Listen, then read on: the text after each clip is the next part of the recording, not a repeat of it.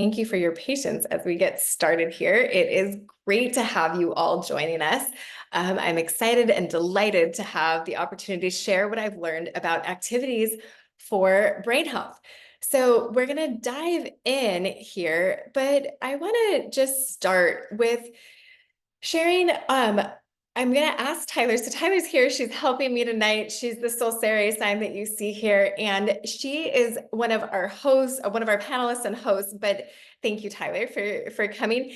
And if you can all switch whenever you put anything in the chat or anything in the Q&A, just housekeeping wise, if you address it to everyone, many people here are going to have the exact same questions you do. And it's going to be easier for Tyler to answer them and to be able to answer everyone's questions if they're all in the same thread. So if you can put them there, I know there were some questions that went unanswered last week, and I want to make sure you're getting them answered quickly and efficiently and that everybody sees the answers, because in these communities, what we see over and over again is that people are so grateful when someone else asks that question that you didn't realize that you have, and then you get the benefit of the answer. So thanks for putting all of your questions into that you have for me into the Q&A, and then anything logistical, anything housekeeping wise, yes, there's going to be a recording. If you signed up for this, you're going to get an email with the recording. So if you have to miss part of it, don't worry. It's going to be recorded and you're going to be able to hit play tomorrow or the next day, whenever. You should be able to get that in the next 24 hours so that you can watch it at your convenience, at your leisure.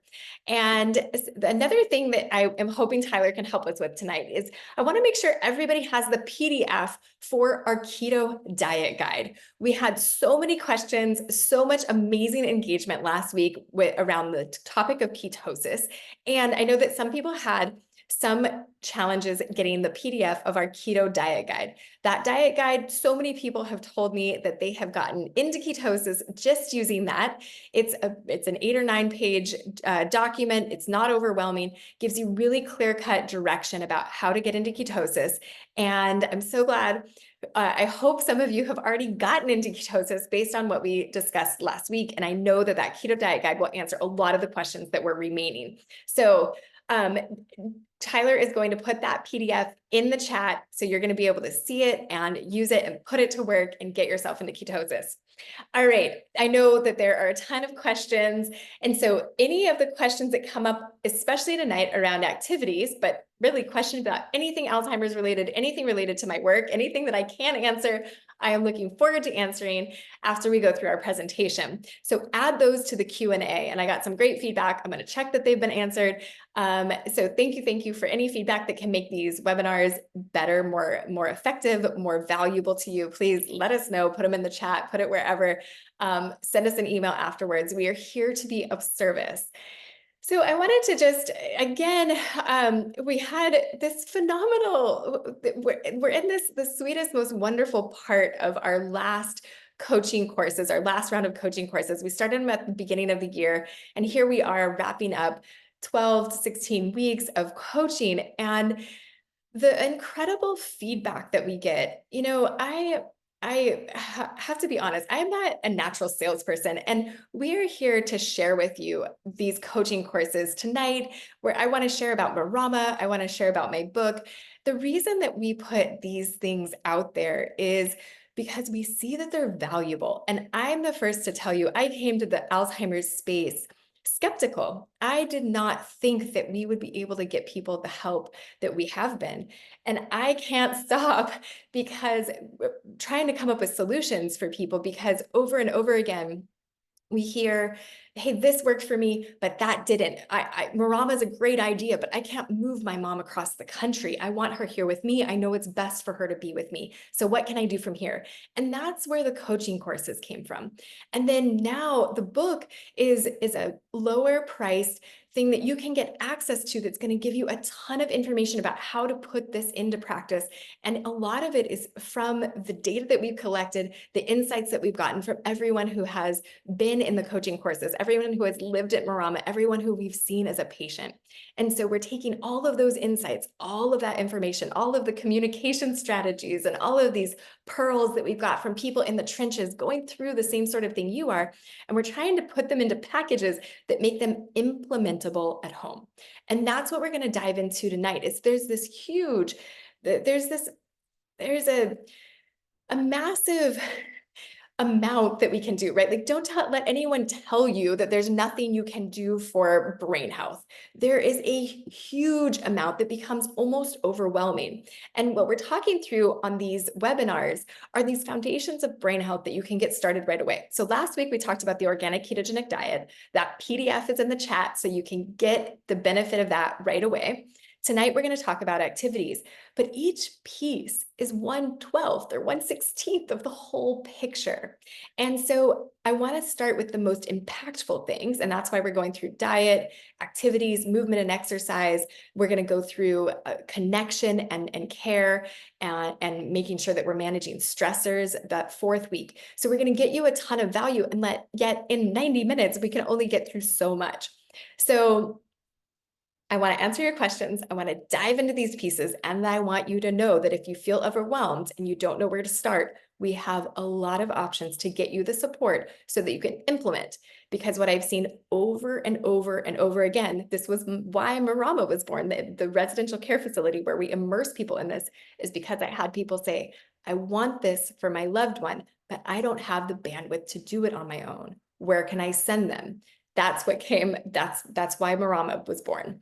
So each time we hear from people, we want this, but we're having trouble implementing, we basically try to come up with a new solution to make it easier, because this Bredesen approach works most of the time. It doesn't work if you can't implement. So that's why we're here. Let's keep going. So I did want to share, there were just all of these incredible as people have arrived at 12, 16 weeks into these coaching programs, I've heard over and over again how valuable they've been. And this quote from Becky really struck me, because she was sharing how stressed and scared she was when we started this course. She had seen the end result with her mom, who had died 22 years ago, but had a 10-year road down the dementia path. And there was no help for her mom. And now there is help. And she feels so different. She feels hopeful. She has so much more energy than she had a few months ago when we started the coaching program. And she said, I asked my husband, and he said, absolutely, you have more energy. She's like, my husband agrees. And the interaction in the group on Zoom is so helpful. That's part of why I want you guys engaging in the chat with everyone, putting your questions in the Q&A, because the stories and the questions that come up are ones I didn't even know I had. We hear this over and over and over again. And so if you are like Becky and you watched your mom go through the awful process, this awful decline that is the dementia path, I'm so excited that you're here, because there is help, there is hope, and we want to get you the tools that you need to implement this program. So Tyler is putting into the chat the links if you're interested right away in the coaching program. I want you to be able to learn more about that right away. But let's dive into activities. So our goals for a typical day when we are at Marama or putting the Bredesen program into action, we want meaningful connection with others. We see this when people move into Marama. Many people with dementia, they become more and more isolated over time. You get your driver's license taken away. So now you can't get out to that Zumba class you used to go to, or you can't get to church where you saw your friends. Now you're depending on other people to come to you. And it's often hard to coordinate and make sure that that's happening. So getting that meaningful connection, it takes some effort. It takes scheduling it, getting other people to help, getting other people to provide a ride, or figuring out how to use Uber or Lyft or whatever it is, so that you can be in groups or at least one-on-one with someone else who's a peer. We find that many people, as they go down the path of dementia, as they get older, they might run into a physical therapist and an occupational therapist and their doctor, and all of their social visits are medical visits. This isn't the same as having a conversation with someone, reminiscing about, your youth together with a sibling or a friend. It's not the same as connecting with someone who gets it, who understands the situation you're in, where you feel really seen and heard as a human, not just a patient. So this is a really important part. We also see at Morama that when people are all doing it together, I was talking to a patient today, the daughter of someone with dementia who was living at Morama. She's since moved home and is living with her daughters. And she says she looks around and she's like, who's going to do this exercise with me? Who's going to do this worksheet with me? And she feels kind of alone in it. And so having that social fabric, making sure that you're doing these These exercises and these activities with someone else can make us more motivated to do them, make it more fun and enjoyable. And I think it helps to make it a sustainable activity, but also, of course, we're social creatures and there's a ton of benefit just in getting together with others, particularly our peers. Time outside is another consideration. Can we get some vitamin D from the sun? Can we be forest bathing is a big thing in Japan. Can we get outside and get the benefits of being in nature, whatever that means for you, whether it's a walk on the beach or a dip in the lake or watching the sunset? Is there a way to get outside? Can we get physical activity into our day? So what you might start to notice is if we go for a walk with a friend outside, now all of a sudden we're checking multiple boxes, right? We're getting physical activity with meaningful connection outside. And maybe now if you have a stimulating conversation, we're getting that brain stimulation as well. And creative play is another one. This might mean mixing up your walk or going for a different on a different route, somehow getting creative about what you're doing, or maybe collecting pieces that you could add, collecting leaves or feathers or pine cones to create a birdhouse or to do something creative. We're going to talk through a ton of ideas that I want in the chat for you to add right now. Looking at this list of typical day goals for activities, how might you do this? And particularly in an efficient way, because time scarcity comes up. It's a real thing, right? There's only 24 hours in a day. As much as I want to ignore that fact, there's only 24 hours in a day. We've got to sleep, we've got to eat, we've got other things to do. Many of us still need to work. And so if we're trying to check all of these boxes, what are some creative ways? I want you to brainstorm right now in the chat with each other. Let's put everybody's brain to work. What would it look like to do these things and maybe do them efficiently? Maybe there's somebody out there in this group, there's over 500 people here. Somebody here is probably doing this already in a really efficient, really fun way. Add it to the chat. Tell us what you're up to. Be proud. Tell us what's going on. And we can all learn a little bit from the people who have thought through this already. Or maybe you've thought through it, but haven't put it into action yet. But you already have a plan. What does that look like?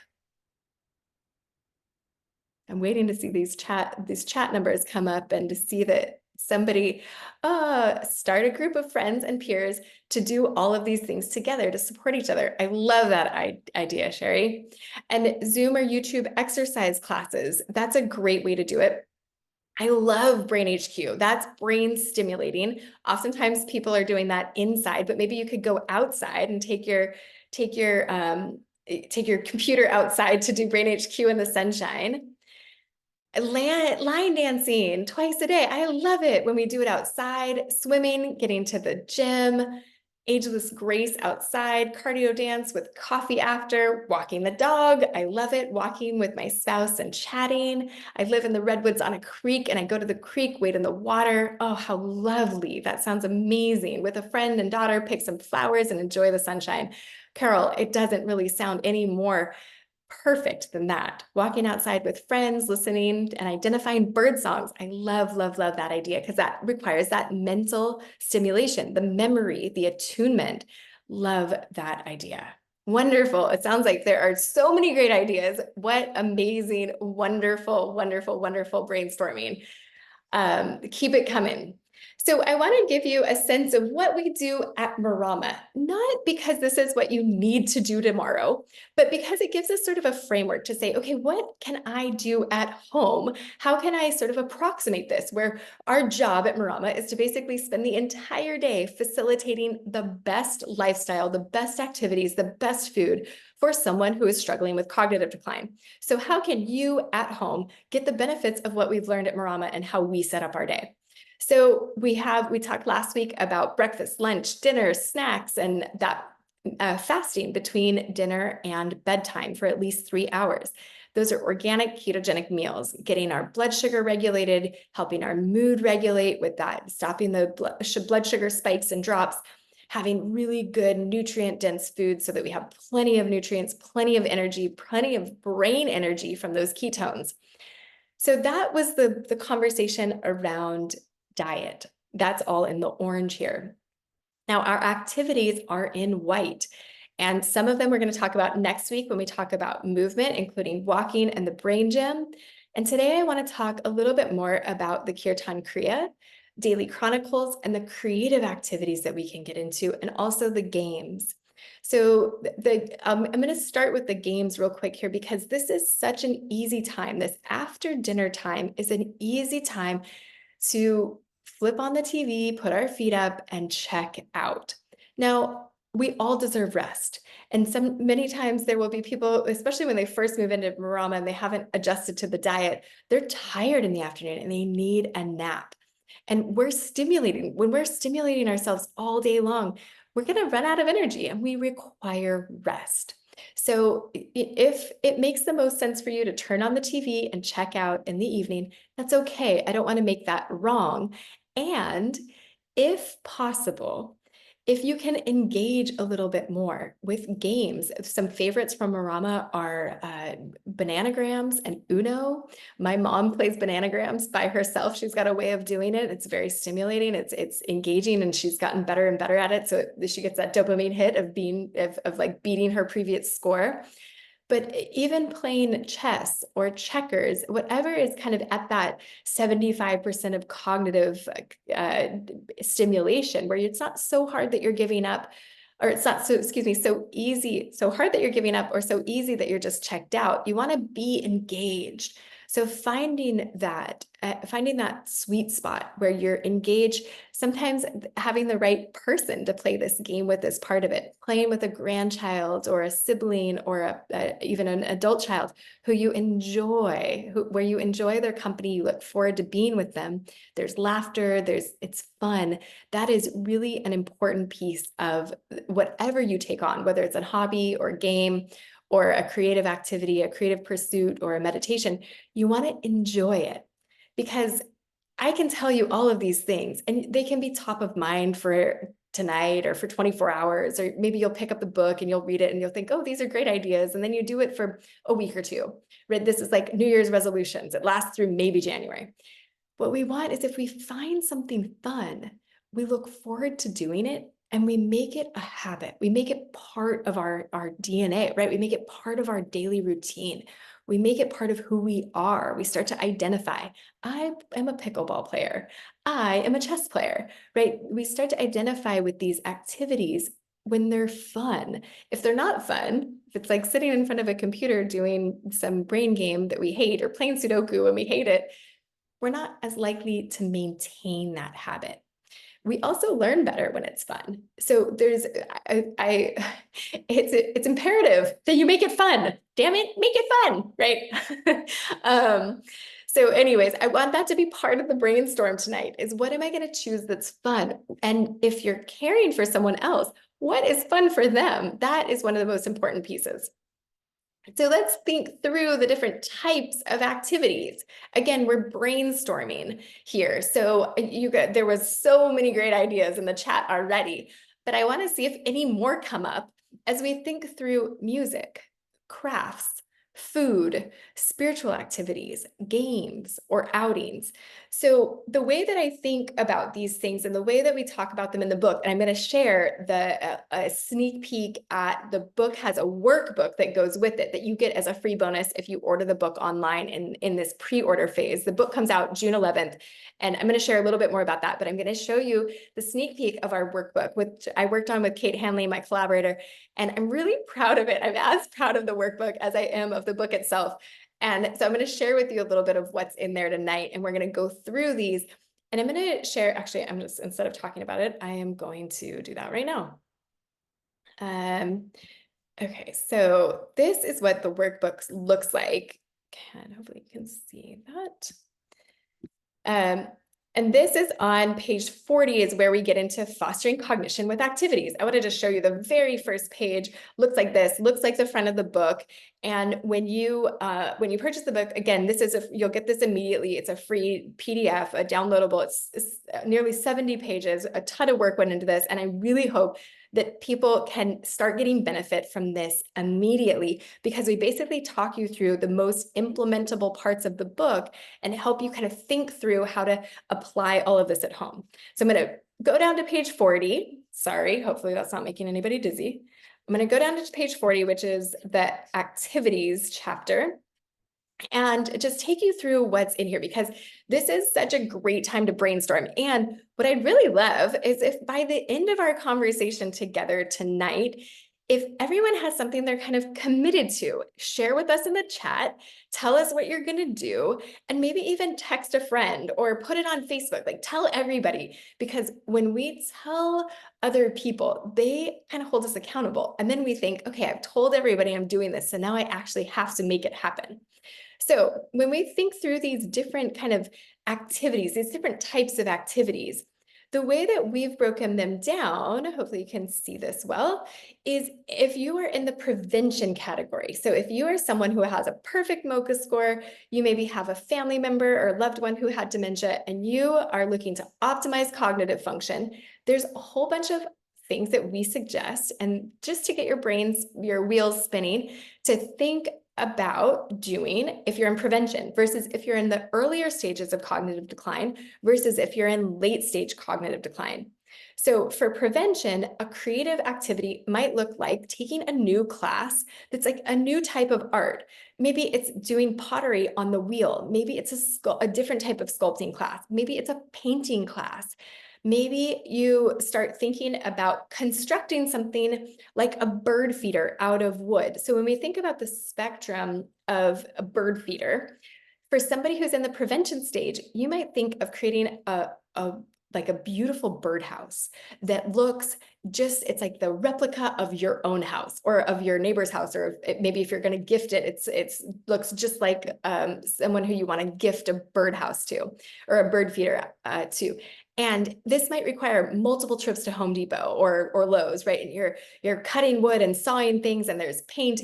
And this is executive function. This is creativity. This is thinking of a project and then making it manifest, like going through the steps, maybe writing out the lists, and then creating something. And then, there's that wonderful experience if we want to gift it. Now, if someone's in more of a cognitively declined state, then what we might do is get a kit to make a birdhouse or a bird feeder from, we can buy these online, maybe Etsy or on Amazon. They have these kits where you just kind of pop them together, and the glue comes with it potentially, and maybe the paint comes with it. And it doesn't have to be perfect, right? And we can just kind of slap it together. It doesn't require a lot of cognitive engagement or function. All of it's there. And then in that late stage cognitive decline, we can take a pine cone and we can roll it in peanut butter, and we can hang it outside, and we can watch the birds come and feed on that. And we usually roll it in peanut butter or put peanut butter in it and then put the bird seed on it, and then that attracts all the birds. Or maybe it's making the syrup to go in a hummingbird feeder and then watching the birds come. And it's more about watching the birds come than the craft of making the bird feeder, right? So this idea that there's a continuum of all of these activities, that's what I'm trying to get at here. Is whatever it is, if it's music, right? With music or cooking or gardening or story writing, with music, the way that we think about it with prevention is you might pick up a brand new instrument, sign up for a totally new music class, join a band, write your own song. This is really different from how we would engage musically for someone with earlier cognitive decline. They would probably pick up something familiar, right? Pick up an instrument you used to play, practice songs you used to know, learn new songs potentially on a familiar instrument. Late stage cognitive decline, we're singing along. We're singing along to familiar favorites. We're playing along potentially with something a little simpler, like a percussion instrument. So I hope that this is starting to get your wheels spinning around, okay, what does this look like for me or for my loved one to keep them engaged? So number one, is it fun? Number two, is it doable, right? What are the resources? What is the capacity that's going to be required? Is it a ride to a class? Is it having a teacher come in?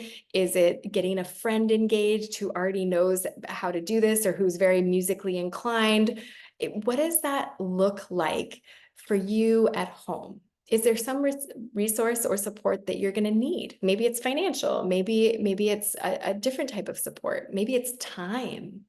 What is it that you're going to need to make this a reality? But I hope the concept of like, all right, where on the spectrum I can take these ideas, these different types of activities, music, crafts, cooking, gardening, spiritual engagement, right? There's Bible study that's very intellectually stimulating. And then there's singing along to hymns that are very familiar, maybe from childhood, right? So spiritually, that we can take this continuum and apply it to my family, my needs, my brain. And so I'm curious what's coming up. And also remembering that this is dynamic. So people can be going in different directions as you're getting better, which is our plan, right? That's why we're all here. So as someone moves from that mild cognitive impairment stage back into prevention, we might have to up the ante. We might have to increase the engagement. We might need to go from playing checkers to playing chess, right? So what does that look like? And maybe that's something to celebrate, of course, when that does happen. And what does that look like? Can we reward ourselves in some way? Can we, maybe it's starting to play a game with someone who is more advanced than us. And there's that celebration of like, all right, yes, I did it. And then if your loved one is unfortunately going in the other direction, we need to kind of let go of some expectation. Maybe they used to play the guitar beautifully, and now they're not playing as many songs, and we need to go back to simpler songs, letting go of that expectation, but still enjoying it, still encouraging the enjoyment of that activity. So there's again, this entire spectrum to consider there. All right, so Kirtan Kriya. This is another really phenomenal activity for brain health. And there's a lot of research around Kirtan Kriya, which is why I specifically bring this one up. What we have seen, we see this at Marama, we use this at Morama every day. We have both caregivers and residents do this together. It is totally free, 100% free. There's no reason not to do this. Totally free, and it is only 12 minutes of the day, and it's the satanama. So there's a resonance of vibration. There is the kinesthetic awareness of where your fingers are. You move your fingers, so there's a part of it that's a physical movement. And then it's just 12 minutes of repeating this chant. We find that everyone who does it feels calmer, feels more grounded, more balanced after these 12 minutes. And then the literature shows that many of the causal pieces associated with dementia, blood sugar dysregulation,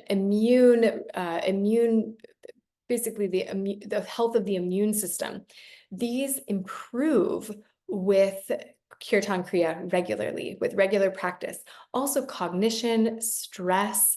So this is important for both care partners, caregivers, and for the person struggling with dementia to put some sort of mindfulness practice into place. Now, we've had lots of patients who say, you know what, this doesn't really work with my spiritual practice. I'm Christian. I want to do a prayer practice. I am, I feel more strongly about doing a gratitude practice or having random acts of kindness be part of my daily ritual. Whatever it means for you to have some sort of daily practice. So if you go to church every Sunday, but there's no daily prayer practice, that's the invitation here.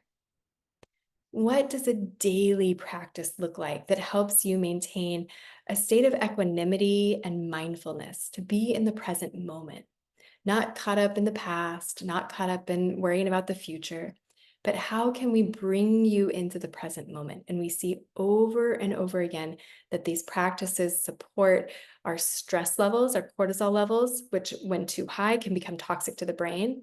And we see that this supports cognition. I'm sure there's many people, please add your experience to the chat if you have had this. I know personally, I wake up every morning, I make my matcha tea, which is good for your brain, good for your bones, good for lots of things. The more I read about matcha, the bigger a fan I am of it. And I'm also addicted, I'll be totally honest. And I'm addicted to the meditation that I do right after my tea. So I get up in the morning. I don't let anyone disturb me. That is my time for myself. Even my daughter, she knows if I'm meditating, she'll come crawl in my lap, but she doesn't say a peep. She just lets me finish my meditation because I've told everyone I'm not as patient. I'm not as creative. I'm not as articulate if I don't I couldn't say articulate for some reason when I was trying to articulate, excuse me. So I am more articulate. I did meditate this morning, I promise. I am more the person I want to be when I get my meditation in every day. And so many times that my meditation doesn't feel all that productive. I don't have these great insights. I feel like my mind was wandering. I don't feel like I did my best meditation. And yet I have a better day every time. And we see the same thing and I hear the same thing from so many people who engage in a daily practice. Whatever resonates and feels right for you, having I want to say discipline, but it really is. It's committing to the daily practice that is so important. And you'll see changes that we can measure in cellular function. So really exciting stuff. Please share your experiences. I'd love to hear about them and to know more about them. The kirtan movements. Oh, I'm so glad to hear that, Ruth, that you guys are doing them. And thank you for Brian and Leah for sharing the World Community for Christian Meditation. That's phenomenal. I didn't know about that resource. So thank you. I'm learning from everybody who's here. Thank you, thank you, thank you. Do our residents do the energy visualization where energy is moving in the head as you do the finger movements? You know, I don't think that they do that part. What's been really fun about having residents at Marama do the Kirtan Kriya is the first few days, even the first couple of weeks, probably, they're like opening one eye and they're kind of looking, do I have the right fingers? And they're like looking to see what everybody else is doing. And then a few weeks in, they are on it. Sa, ta, na, ma. You can watch how their brain learns to do it. And it's relatively simple, but people struggle at the beginning. And then they're able to learn to do it. And it's just really neat to watch. It's so fun to see everyone do it together in community, but it's not necessary. You can do it. I meditate on my own and get plenty of benefit. Okay, so I shared with you the workbook. There's a ton more information in the chapter on activities, of course, and that's one of 12 chapters. So there's a ton to go through. I want you to get the benefit of all of it, but activities are a great place to start because again, they're fun. Hopefully they should be. And if you want to look at more, if you want to do more brainstorming, you can get access to that Reversing Alzheimer's workbook tonight. Just go to buy the book, pre-order the book, and then you'll be guided to, if you go to the reversingalzheimers.com, reversingalzheimersbook.com, you can put in your receipt number and get access to that workbook immediately, plus videos where I go through summaries of every chapter in the book. So if you are anxious to get the book, I'm anxious to get it out there because I want people getting the benefit of this right away. But if you're wanting to get going on this, if you have momentum, go now. If you coming out of the summit, I know we learned so much and it's like, okay, how do we put this into action? What steps do we take first? Again, there's two directions I go when someone's asking, where do I start? One, what's easy?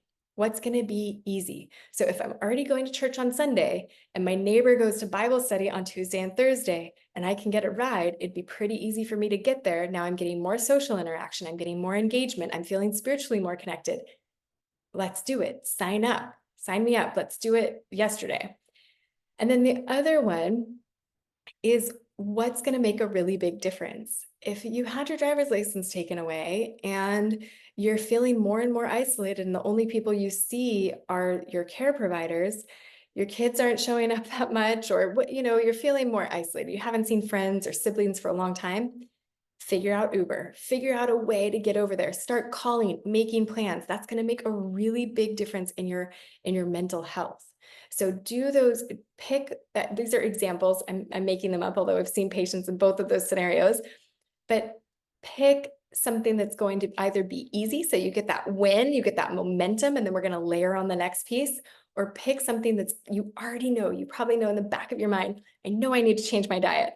I know I need to start exercising. I know I need to get that sleep study done. I know I need to get to sleep on time. There's some piece there that you probably know you need to get started on because it's going to make a really big impact in the trajectory of your health and how you age, not just over the next year, but over the next 10 or 20 years. Okay, so today's the day. There's more resources, there's more support. There's the coaching courses, which are starting the week of May 20th. There's the book that's coming out June 11th. And tonight, you can get access to the Reversing Alzheimer's workbook right away. You can get the summary videos of the entire book. And we've just got tons of support for you. So the startreversingalzheimers.com, that site talks you through what it looks like to do 12 weeks of coaching with yours truly. So basically, we are getting together in a group that's so fun. And I just love seeing how people transform. It's so inspiring. It's so incredible. And so we would love to have you there with us. And then the other piece is, sorry, I'm scrolling through this here. So then you get the book, of course. When you sign up for the course, we are going to send you a book on June 11th that will arrive at your door. You get the workbook immediately. You get the video summaries immediately. You also get instant access to the caregiver training course, which is kind of another level up of information that is designed to support caregivers. And we've had that available for a while. We are changing it up a little bit, and we are making it even better based on the 200 more people that we've helped over the last couple of years who have been in these coaching courses. You also get access to the private Facebook group. You are in the club forever once you do one of these coaching courses with us. You will always be part of the private Facebook group. I get in there to answer questions. Tyler's in there all the time answering questions. We get phenomenal questions from people in all of the groups who have ever been in the coaching groups. And we get great answers. It's amazing. I'm sure you've already seen in the chat. I'm learning things from what people are popping in the chat. I learn things all the time from the people who join our coaching courses. We actually had this really kind of interesting scenario where someone mentioned normal pressure hydrocephalus in one of our coaching courses, and it made somebody else go look it up. And he realized, hey, those are my symptoms. And normal pressure hydrocephalus is a very treatable form of dementia. It usually affects gait. It can make people incontinent, and it can cause memory loss. And it's a relatively simple procedure to get a shunt to take there's excess cerebral spinal fluid. And when you drain that, the symptoms often completely resolve. And so in this course, I mean, I still get chills even telling that story, because if one person in one of these courses gets a nugget like that, that makes their disease process reversible and treatable, if they get this insight that gets them to get a sleep study that changes the trajectory of their dementia, that makes everything worth it. It's so fulfilling for me to be able to do this. And everyone in these groups adds so much value to them. So it's not about just me. I'm always like, it's like the Heather show, when I'm just doing all the talking. That's not what it's about. It's, yes, I want to deliver really valuable, impactful information from everything that I've learned from everybody. And so much of the value comes from saying, hey, like, I'm in this situation where my mom, she's starting to be combative. And there's 8 other people who say, hey, my mom's been like that too, or my spouse has been like that, and this is how I coped. This is what I did. This is what helped. That is priceless. That is absolutely priceless. And that is what I want for you. You also get a kickoff call with Tyler. So she will take you through, and if you want additional support from Tyler, we have options for that too. She is amazing. I am so lucky she is on our team. I do not know what I would do without her. And she's done this with us for years now. So she has seen it all. She is just a phenomenal asset to our team, and she'll help with logistical pieces, but she also helps with those things that are like unique to your situation. Every single family is a little bit different. Some people have more support. Some people have more financial resources. Some people have a lot of siblings who can all pitch in and help. Other people are totally on their own. Some people are in the middle of a move. Some people have been in the same house for lifetimes, and there's tons of clutter. So it's like, where do we start? A lot of that depends on your individual, unique situation. And so we're here to help you navigate that so that it's not overwhelming, but most importantly, it is implementable. I might have made that word up, but I think you know what I mean. We're going to put it into action. So again, the most important part is this incredible community. I really feel just so privileged to be someone who's like, this is my purpose. It's to create this container where people get to have these really hard conversations, but in a safe container with people who get it, who are in a similar situation. So many people have explained to me this, like, why would you think about Alzheimer's until it's happening to you or your spouse or your parent? And then the moment you get that diagnosis, or the moment you have that aha, like, oh my God, this is what's going on, you feel like you need to know everything about it yesterday. And that feeling can be really challenging. And that the community, I think, can be one of the biggest, most important ways to feel like you are getting the support that you need so that you're not alone, that you know you can go to pace that's reasonable.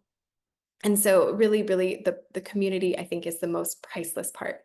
So what we're doing is today, we are getting you all of these things, which is the at-home course, the coaching with me, the book, the workbook, the private Facebook group, the one-on-one coaching, all of this, well over $5,000 in value. We are doing this at $19.97, but May 3rd, that's this Friday, the price will go up.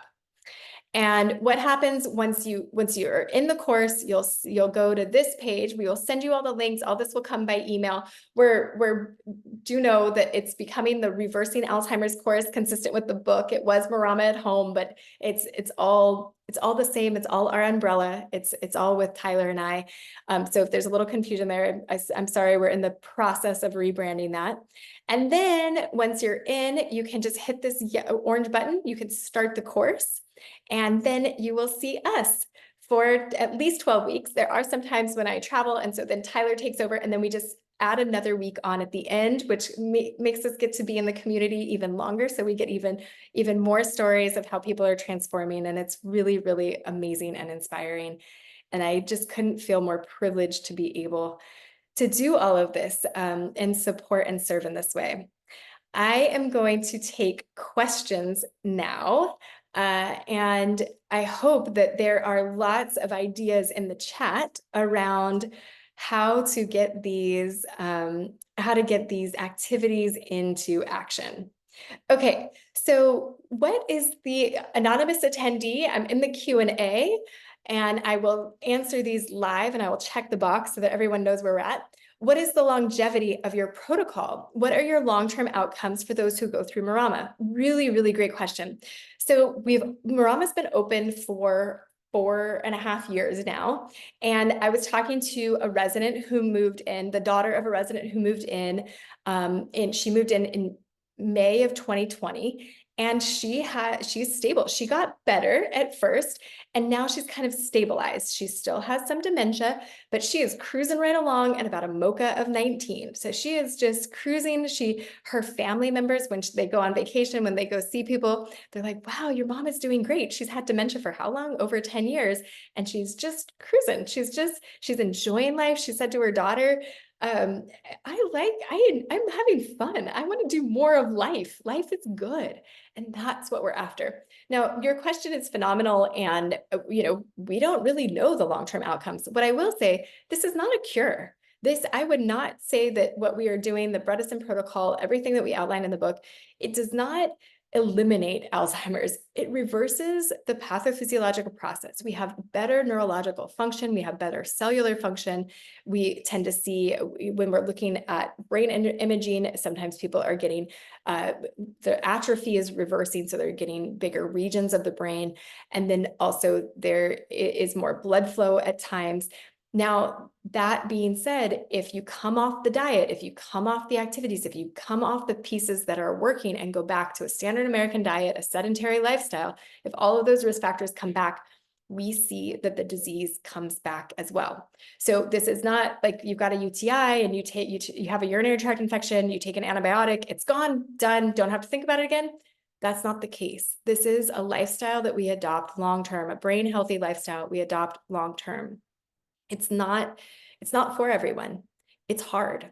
If I had a pill or I had an IV that I could give you that would reduce or eliminate the suffering associated with Alzheimer's, I would be the first to tell you about it. I would be shouting from the rooftops. I would be doing everything I could to get it in the hands of as many people as possible. I have something that works much of the time, not every time, but much of the time, but it takes work.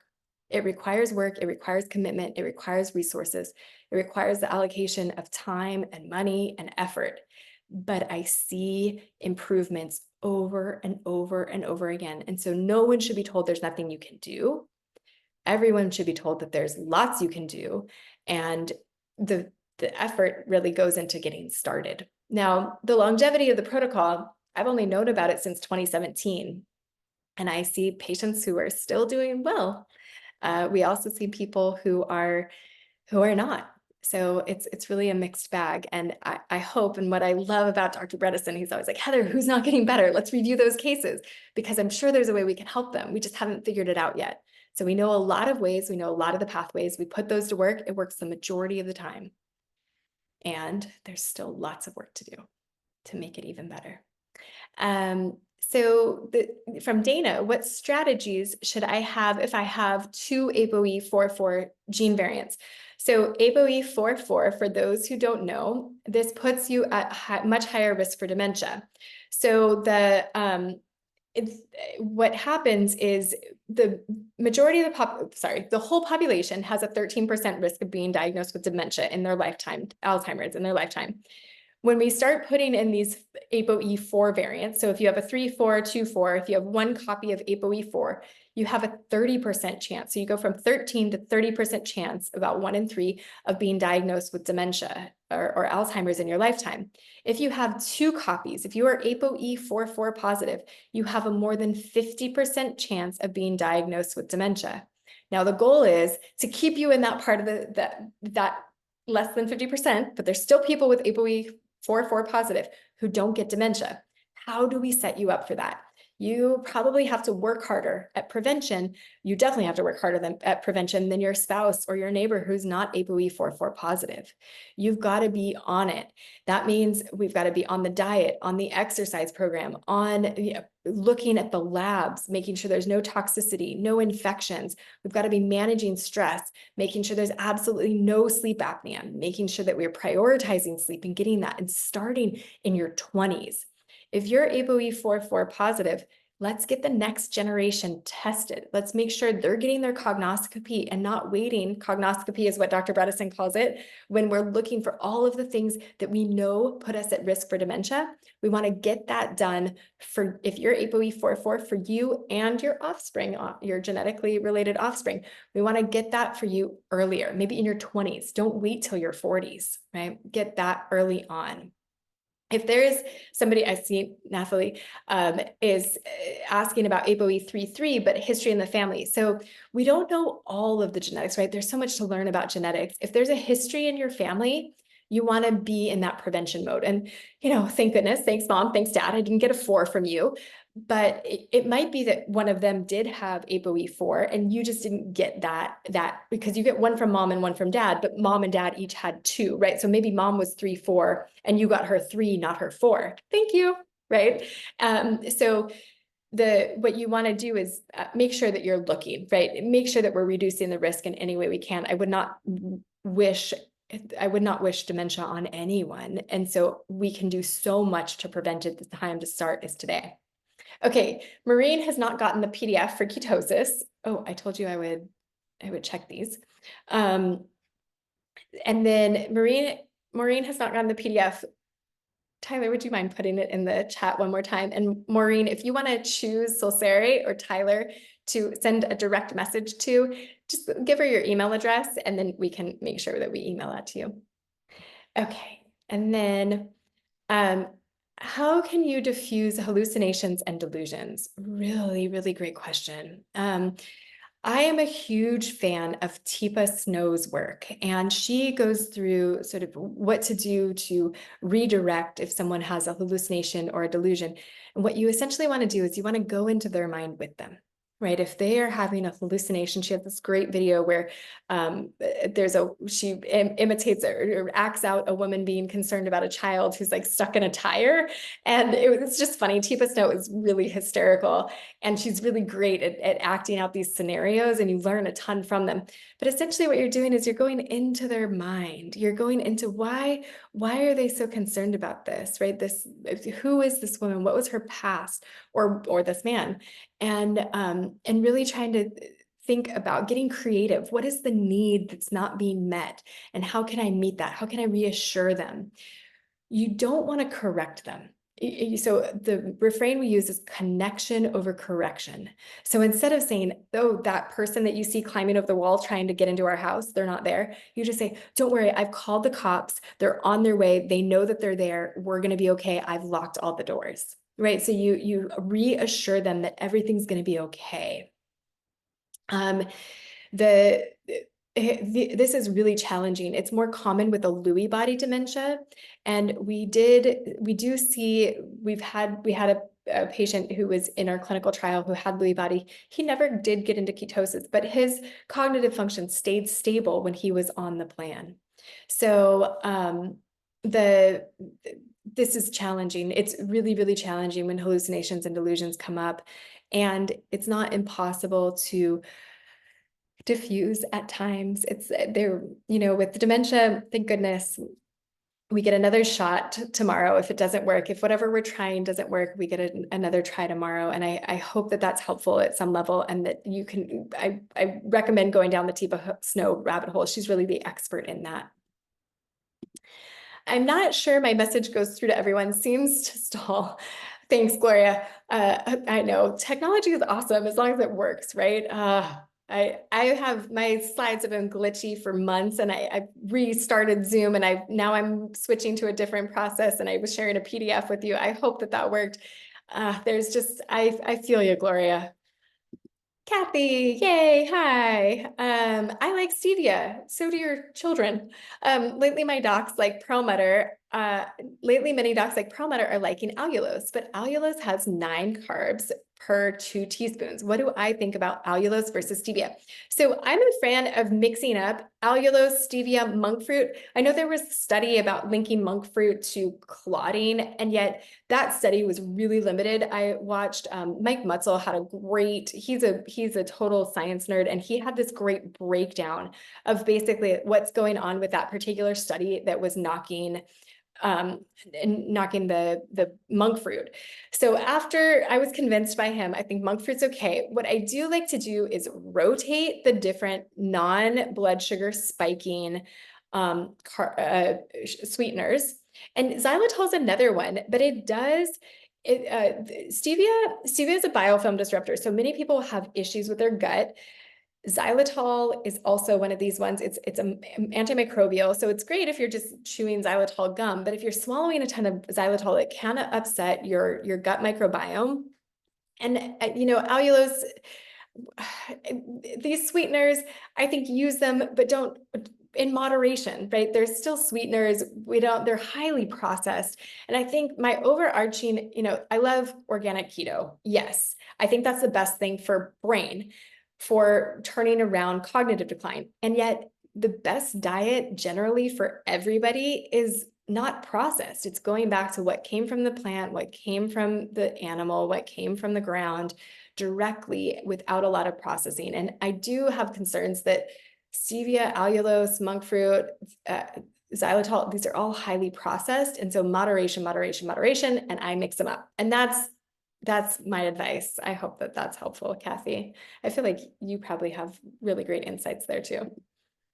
From Cindy, Tyler, can you tell me what exogenous ketones we use? Yeah, so I don't have a great, yeah, what about just growing stevia and eating the leaves? Love that. I love that idea, Patty. I think that's the best way to do it. And then when you're not in ketosis, eat fruit. Fruit has natural sugars, right?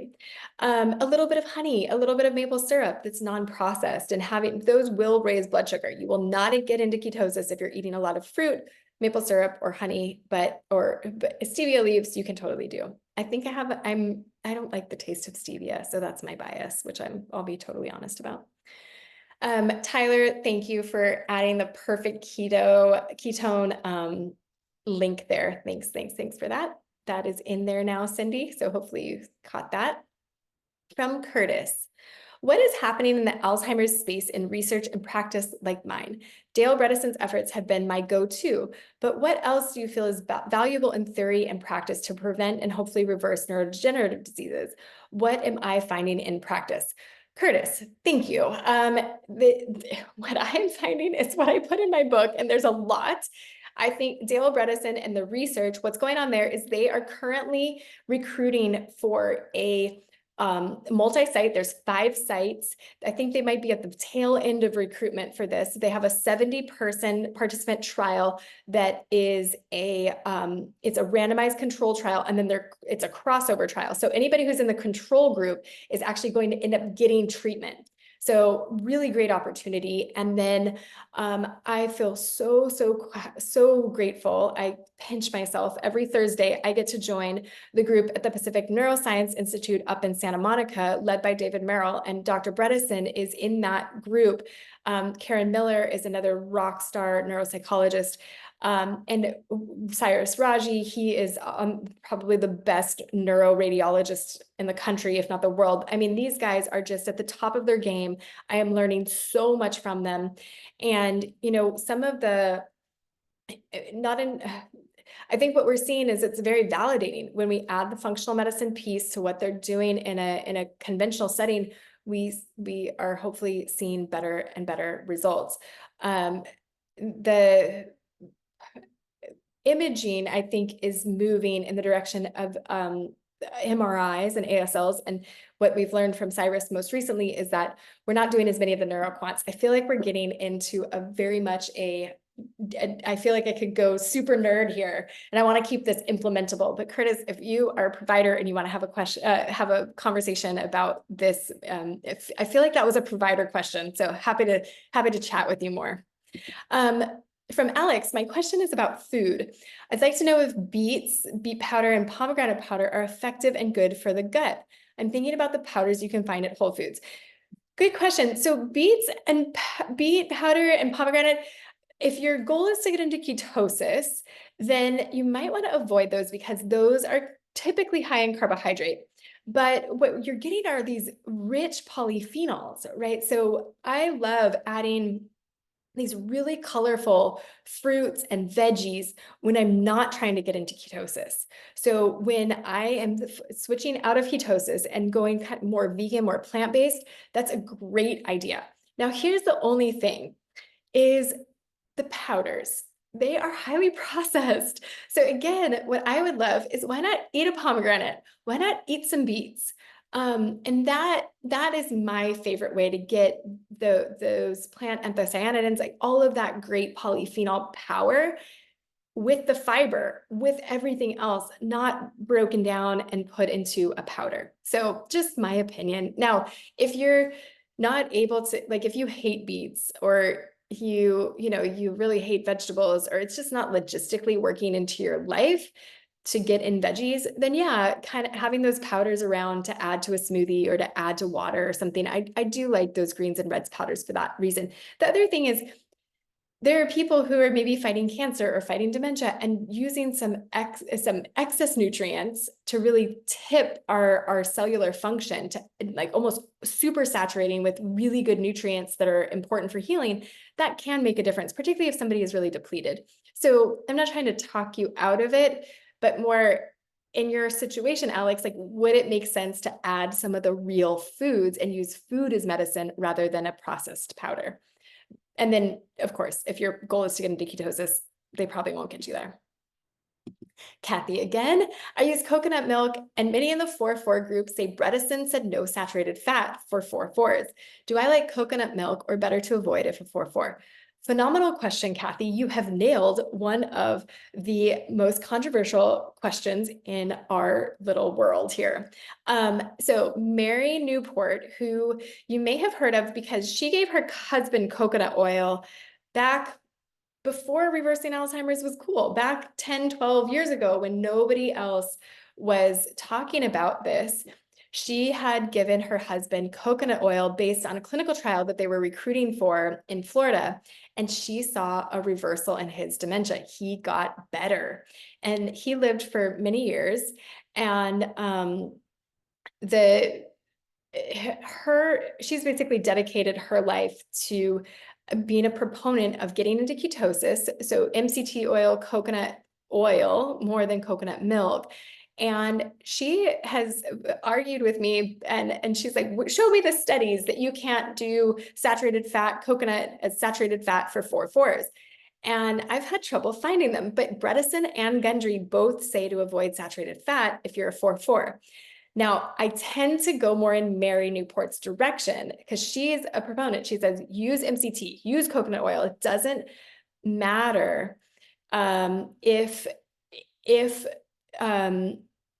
they're 4-4 positive, you can still do the saturated fats. It's still positive for them because you're going to get the coconut oil in particular has your lauricidin in it, which is good for gum health, good for dental health, good for the gut because it helps to keep our microorganisms in check and our gut microbiome optimized. And then you're also getting the MCTs that are in coconut oil that become ketones so easily. It's the food that we can eat that is a food, right? Coconut oil that is most likely to turn into ketones in the brain. So that is something that you can do. And the reason that I side with Mary Newport a little bit more on this topic, it's not in the book. I've actually changed my mind since we sent the book for its final edits. And I might change my mind again as more data pops up. But what I've seen with my clinical patients is that even people with 4-4 can have saturated fats and their lipids improve.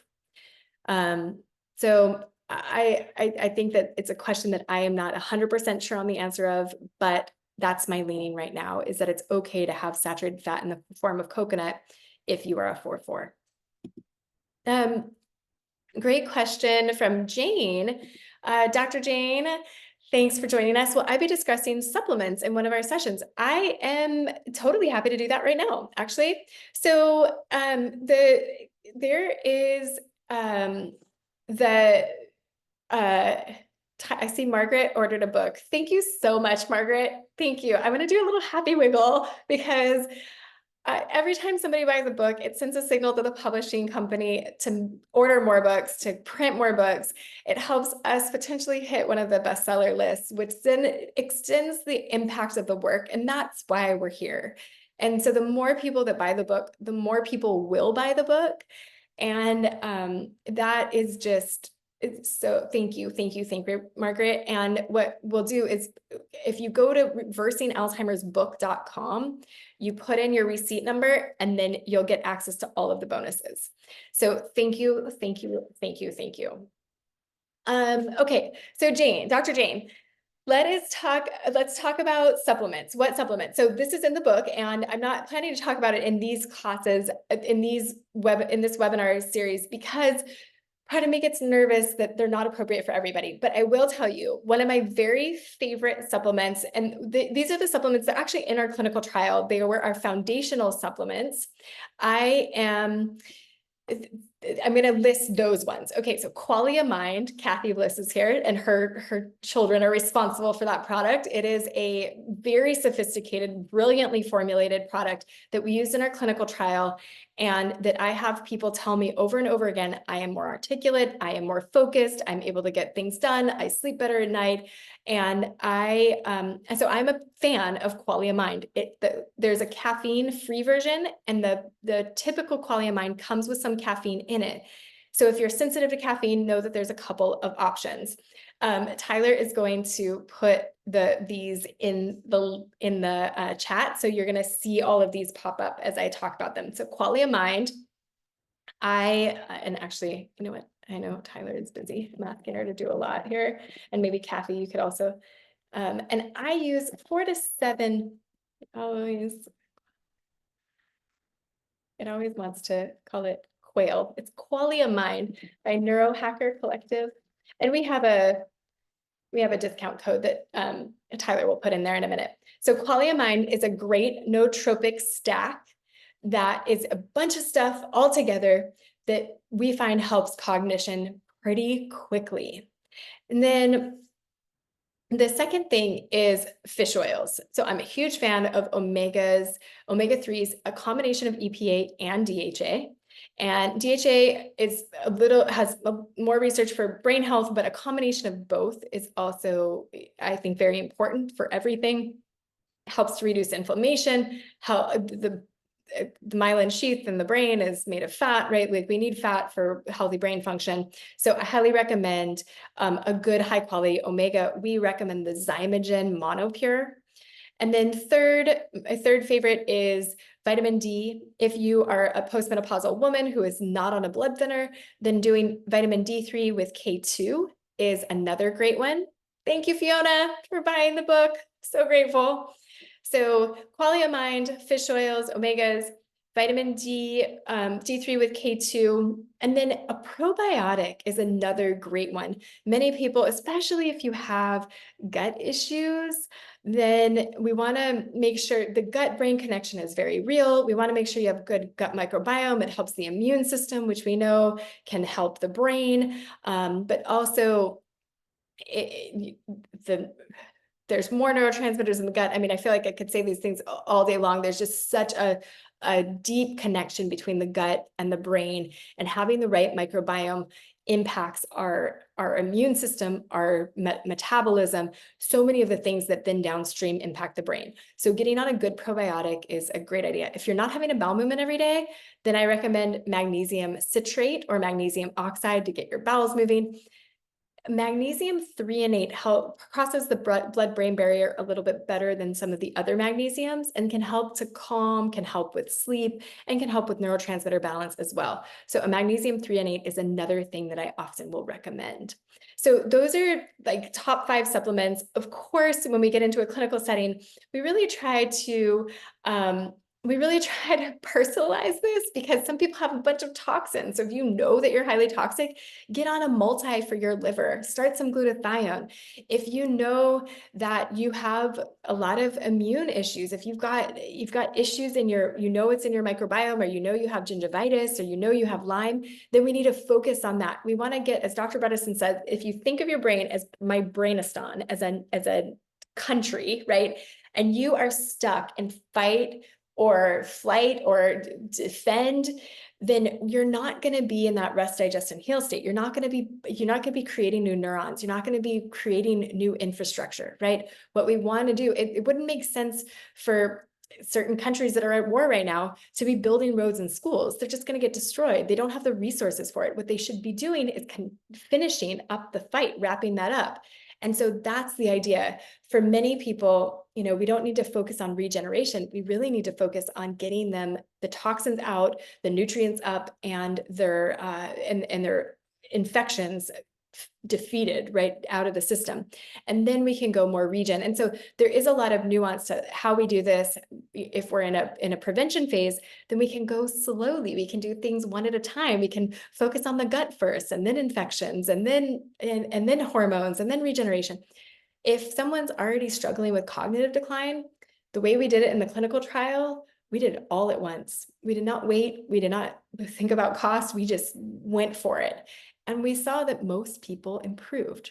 So it takes time, it takes effort, but the supplements, and it's a lot of pills to swallow. I was at a conference, a naturopathic conference this last week, and one of my colleagues came up to me afterwards. He was like, "That's so many pills. How do you get people to swallow that much?" We put them in pill boxes. We don't do it forever. We get up and over the toxins, we get up and over the infections, and then we go to a maintenance plan that is much more doable. But being diligent and getting through that, I think, is important, and we see people get better. I hate swallowing pills, but sometimes it's worth it. And we find powders, we find other ways to do it if that doesn't work. And then, asking, how much time outside is enough? Great question. Yeah, so there's different opinions about this. I don't want you getting sunburn and ending up with skin cancer, but getting outside in the sun often makes people feel better. Their energy is higher. They feel calmer. So whatever is enough time for you. I feel like if I were going for a hike in the woods, I could be outside all day long. And there's other times when, it's too hot or too cold and you don't want to spend quite as much time outside. It's not comfortable. It needs to be safe and comfortable. But I think the more, really, we're designed to be built to live outside. We're designed to be outside. We're designed to spend some time barefoot with our feet in the sand or in the grass or in the dirt. And so connecting with nature, whatever works for you, I think it's an important piece. Do we include brain hemispheric exercises like brain gym and Bala VX at Marama? What we use at Morama is actually, this is part of our collaboration with the Pacific Neuroscience Institute. Ryan Glatt and some of the other, the crew up in Santa Monica, they have published extensively on dual task exercises. And so Ryan gets us engaged, gets the residents at Marama engaged in all types of, yes, there's hemispheric, cross-hemispheric exercises, but what we're doing is we're engaging the brain, and we're going to talk more about this next week when we talk about exercise, but we are going to engage the brain cognitively at the same time that we are engaging physically. And that is where we see the best outcomes when, tonight we talked about exercise, brain engaging exercises or activities. And next week, when we talk about exercise, we actually combine the two often. Now we do them separately too, but we get really great results when we combine them. So that is what we follow, and that's kind of based on their research and our collaboration with them. Thank you for all you do. Oh, thank you. I really appreciate it. I have 2 copies of the ApoE4 gene. I've been diagnosed with mild cognitive impairment at Emory Brain and Health, and they told me not to be alarmed. I don't have Alzheimer's disease. Is that accurate? I also have a meningioma and had a full craniotomy, but it could not be fully removed. Any suggestions you may have, or any Dr. Bredesen trained physicians in the Atlanta, Georgia, or Greenville, South Carolina areas you may know would be helpful. So Tyler, I think we have some people. I know that in Tennessee, Dr. David Hasse is definitely in Tennessee. I feel like we know a couple people in South Carolina too, because this isn't the first time this question has come up. So mild cognitive impairment, there's nothing mild about it. And yes, it means that you don't have Alzheimer's disease, but it does not mean that you are not on that path. And mild cognitive impairment is the moment, right? Hopefully even before that, we are intervening. If you know that you have 2 copies of ApoE4, we're in prevention. We do prevention for the rest of your life, right? But the other piece is, once you get into mild cognitive impairment, we start to lose confidence that the Bredesen approach is going to help, the lower that MoCA score gets. So if you are at like a 16, 17, 18, we have much more confidence on the MoCA, right? MoCA score, perfect is 30, 26 and above is normal. And when you start to drop into the lower teens, it's harder. It's a lot harder to get reversal, particularly with the ApoE4 genetics. So in our clinical trial, we had a bunch of people with 3-4 and 4-4, and we saw some of them improve, many of them, 74% of them. The earlier we started, the more improvement we saw. So do not let someone tell you you have mild cognitive impairment, and so you don't have Alzheimer's, so you don't have to do anything. I would say the opposite. You have 2 copies of ApoE4, you have mild cognitive impairment, do everything right now. Excuse me, I'm gonna sneeze. Sorry, excuse me. Okay, so I hope that answers your question. And, okay, what do I do? It is, get my book, put it into action, get the coaching courses, join Apollo, read every Dr. Bredesen book and put every piece into action, go see a Bredesen trained provider, get all of the testing done, and then do everything that you can to reverse your cognitive decline. Find every modifiable risk factor that you could potentially have and address it as quickly as possible. Now, I don't want to alarm you, but this is the moment. Right? Take advantage of this moment where it is more easily reversible.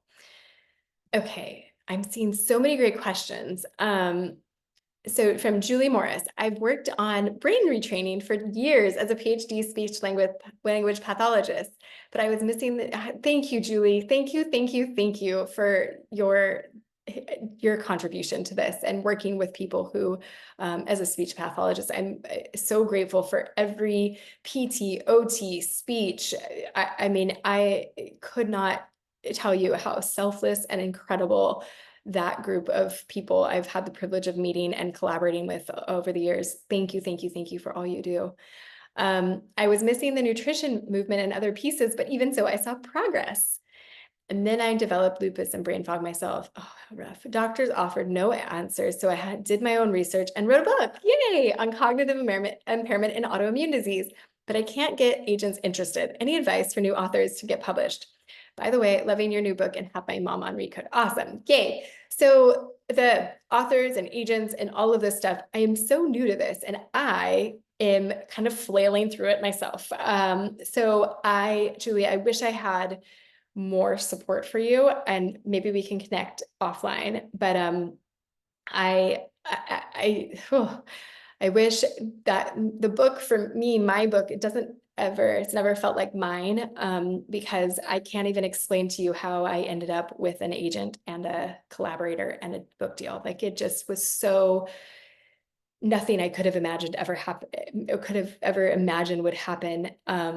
And then it did all of a sudden, kind of overnight. So I feel like the book is, I am a steward of the stories of the people who I've worked with, and that my job is to basically be a voice for them and change the narrative around what's possible for dementia. And I'm happy to connect with you about your process as an author, but I don't know really if I have a whole lot to offer there because I'm such a neophyte. I don't really know what I'm doing. And then Sherry, what's the correct dosage for a 70-year-old female for acetyl L-carnitine and phosphatidylserine? I heard this is good for the brain. Yes, carnitine and serine, phosphatidylserine, phosphatidylcholine, these can all be really good for the brain. What's the correct dose for you? Well, it depends on so many things. If you've had a traumatic brain injury, I want you to get more phosphatidylcholine, more phosphatidylserine, more methyl B12, more omegas, potentially NAD, right? If you have low levels of these things, we need to replete you. You're probably going to be on a higher dose for a little while. I usually use the Nutri-Eval, which is a test to see where are you on the spectrum. Maybe you're absorbing a ton of carnitine. Maybe you've got plenty of amino acids and you don't need either of these things, but you're really low in taurine. That helps as an osmolyte to bring all the nutrients into the cells. So I'm a fan, test, don't guess. I don't have a go-to dose for a 70-year-old female. I wish I did. That would make it so much easier, but sorry. I hope that's somewhat helpful. Get a test. Do the test with the provider. Alkaline water, yes or no, good for the brain. Make coffee with alkaline or filtered reverse osmosis. So the water situation, great question. Alkaline water, what makes water alkaline is minerals. Now, I've seen people get into a lot of trouble when they do like the Kangen water at 9.4, alkalinity of 9.4. So more basic and less acidic, yes, but we don't want it so alkaline. It will destroy our kidneys if we always have alkaline water at 9.4. You can do 8.4 long-term, that's spring water. I'm a huge fan of Mountain Valley spring water. It's pretty accessible. It's spring water that's bottled in glass and above the contaminants that come with all of the petrochemicals and the agricultural chemicals and all of that. Now, so I'm a fan of spring water. Findaspring.com is a really great resource for finding good water. It's not perfect all over the country, but there are places that you can kind of go to and see. And then if you can't get spring water, this RO conversation, the reverse osmosis, it takes everything out. So reverse osmosis, I live in the desert. I live in San Diego. The water is terrible. The water is like number 9 in terms of the worst cities in terms of water in the country. It's absolutely terrible. I'm not going to drink the tap water. I'm not going to let my daughter drink the tap water. But then what do? So we go to Carlsbad, findaspring.com. We have a spring that's not that far away. It's a total chore. We get it in glass, in 5-gallon glass jugs. And then at home, I will use the AquaTrue. It's a reverse osmosis system that goes on the counter, but you must add minerals back. Reverse osmosis water is kind of like It's kind of like distilled water. It doesn't have any of the good stuff in it. And so you go like super alkaline water has a lot of minerals in it. That's what makes it alkaline. And then reverse osmosis has no minerals in it, and that will deplete you of minerals over time. So you'll get muscle cramping, you'll have confusion, you'll be tired. Your cells will not operate the way they need to if you are drinking exclusively distilled or RO water, reverse osmosis water, without minerals added back. So the water conversation is complex, it's challenging, it's expensive, it's a chore. And yet, thank goodness there is clean, good spring water available on the planet still. I asked last week, net carbs and regular carbs are best for keto diet. So Alicia, great question. And I should have answered that last week. But if 30, most people need to stay below 30 net carbs when they're trying to get into ketosis per day. Now, once you're keto adapted, you can usually tolerate a little bit more carbohydrate, and many people will get up to like 50 carbs a day. One thing that's really important, there's big differences. If you eat a whole avocado and then have some carbohydrates, you're less likely to get kicked out of ketosis. If you have a ton of coconut oil, lots of fat, and then you add a little bit of carbs, less likely to get kicked out of ketosis. Now, if you drink something that's going to be full of sugar, that even if it's not a lot, if it's like 5 or 6 grams, but you drank it, it's kind of pre-digested, it's going to get sucked up into your system really fast. It's only 5 or 6 grams of carbs, it might kick you out of ketosis. So the combination makes a really big difference. How fast you consume it makes a really big difference. I'm addicted to kombucha. And so I will drink a kombucha that has 10 or 15 grams of carbohydrates in it, but I'll drink it over 90 minutes. If I drink it in 5 or 10 minutes, it's going to raise my blood sugar, kick me out of ketosis. But if I spread that out and I have a full stomach, it won't. So it's not just the number of carbs per day. It's how quickly you consume them and what you consume them with. I know that there's some nuance to that, but my favorite thing to do, continuous glucose monitor plus the Keto Mojo and measure. Then you know for sure. Red wine, Sherry Smith. Red wine, 5 p.m. comes and I want 1 6 to 8 ounce glass. Is this okay or bad? Do I quit all other alcohol but red wine? Sherry, I'm with Andrew Huberman on this one. I don't think, especially if you are struggling with cognitive decline, I don't think there's any amount of alcohol that's okay. Now, if you're in prevention and you have a glass of wine once every other week, maybe once a week, I think you can get away with it, but you need to pick your poison. Make sure that you are sweating regularly, that you are supporting your liver, that you are eating organic, that you aren't dyeing your hair and doing your nails and putting on a bunch of toxic makeup and you're exposed to air fresheners or, driving on the freeway all the time. Pick your poisons, maybe measure them. Is your liver function really good? The thing about alcohol, not only is it toxic, but it affects the quality of your sleep. And sleep is so crucial to brain health that 1 glass of red wine, I track my sleep with an Oura ring, and 1 glass of red wine, it changes and reduces the quality of my sleep every single time, just 1 glass.